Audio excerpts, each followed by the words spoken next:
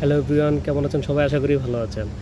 রাশিয়াতে যাওয়ার পরে আমরা এয়ারপোর্ট থেকেই আপনাদের যে রেজিস্ট্রেশন সংক্রান্ত যে কাজগুলো, ব্যাংক কার্ড, গোসুসলভি রেজিস্ট্রেশন যে কার্ডগুলো, এগুলো করলে অনেক ভালো হয় এবং না করলে সমস্যা নেই, কিন্তু যত দ্রুত সম্ভব এগুলো করতে হবে আপনি যে স্টেটে যাচ্ছেন বা যেখানে যাচ্ছেন।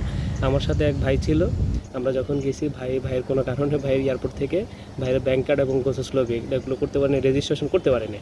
তো করতে না পারার কারণে যখন আমরা মস্কো থেকে তাম্বাবে যাই, ওই তাদের স্টুডেন্টদের খুবই অবস্থা খারাপ হয়ে গেছে। পরে কোসোস্লোভি করতে গেছি, নতুন জায়গা, রাস্তা চিনি না, তারপর হচ্ছে গুগল ম্যাপ দেখে আশেপাশে মানুষকে জিজ্ঞাসা করে তারপরে গিয়েছি। যাওয়ার পরে সবচেয়ে বেশি যে ইন্টারেস্টিং বিষয়টা হচ্ছে আমাদের যাওয়ার পরে এন্ট্রি করছে, ট্রান্সলেশন করে ওদের সাথে কথা টথা বলছি।